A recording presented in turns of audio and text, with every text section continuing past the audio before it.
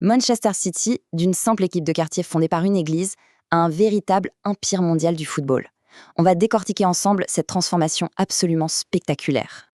La question est là, au centre de tout. Comment une équipe, fondée à la base pour lutter contre la violence de rue, a-t-elle pu devenir l'un des clubs de foot les plus puissants et aussi les plus controversés du monde? C'est une histoire de contraste extrême, ça c'est sûr. Alors, comment est-ce que c'est arrivé? Bon, pour vraiment comprendre ce géant d'aujourd'hui, il faut faire un petit voyage dans le temps. On retourne à la case départ, le Manchester industriel de la fin du 19e siècle. Alors voilà, tout commence en 1880. Une église dans le quartier de West Gorton s'inquiète pour les jeunes, pour la violence, l'alcoolisme. Et quelle est son idée? Créer un club de foot tout simplement pour leur offrir autre chose. Le club s'appelle d'abord St. Mark's, puis en 1887, il déménage et devient Hardwick AFC. Et enfin, après quelques soucis financiers, il renaît en 1894 avec son nom définitif, Manchester City, une identité vraiment ancrée dans sa communauté. Et après ses débuts, on entre dans une période qui va forger l'ADN même du club. On l'appelle l'ère du Typico City. Pourquoi? Parce que c'était un mélange incroyable de moments de génie absolu et de chutes vertigineuses. C'est ça qui a défini le caractère du club pendant des dizaines d'années. Et un de ces sommets, c'est en 1937. C'est la consécration. Pour la toute première fois de son histoire, le club est champion d'Angleterre. Une fierté immense pour tous ses supporters, les Citizens.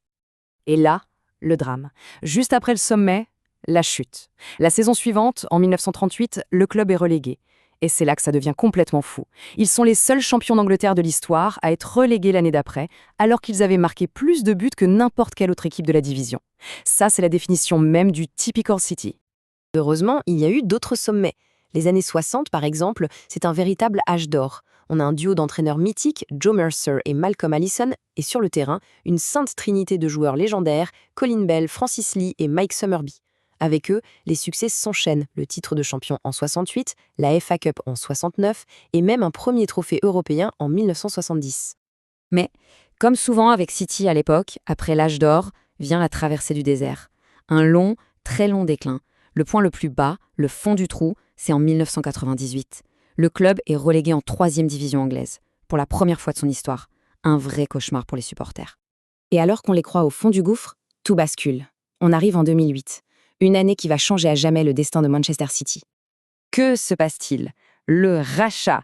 Le club est acheté par l'Abu Dhabi United Group, un fonds d'investissement mené par le Cheikh Mansour. Et là, c'est un tremblement de terre. Du jour au lendemain, Manchester City se retrouve avec des ressources financières quasi illimitées. C'est le début d'une ère complètement nouvelle. Et l'effet est immédiat. Le jour même du rachat, pour marquer le coup, le club signe la star brésilienne Robinho pour un montant record.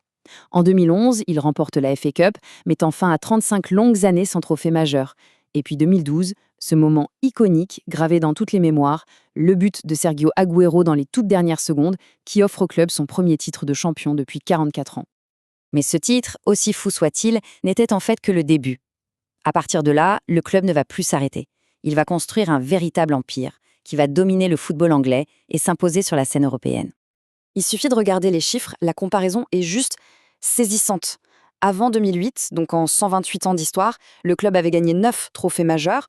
Depuis 2008, en seulement 16 ans, ils en ont remporté 18, le double, dont 8 titres de champion et la fameuse Ligue des champions.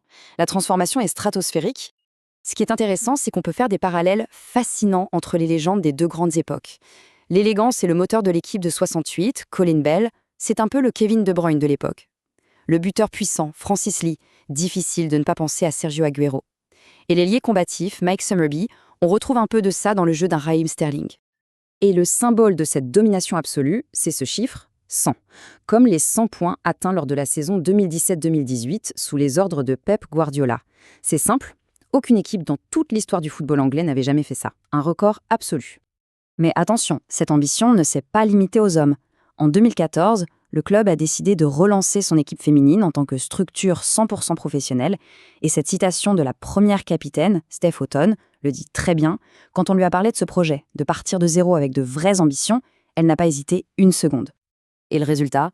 Eh bien, le succès a été au rendez-vous là aussi. En à peine 10 ans, l'équipe féminine a raflé 8 trophées majeurs. Elles se sont imposées comme l'une des places fortes du football féminin en Angleterre et une part essentielle de l'empire de City. Seulement voilà, cette ascension fulgurante, cet empire bâti en un temps record, ça ne s'est pas fait sans bruit. La réussite de City s'accompagne de son lot de controverses, de critiques et de questions assez complexes. Un mot revient très souvent quand on parle de City, sportswashing. C'est un terme qui décrit le fait pour un État ou une entreprise d'utiliser le sport pour améliorer sa réputation, son image publique.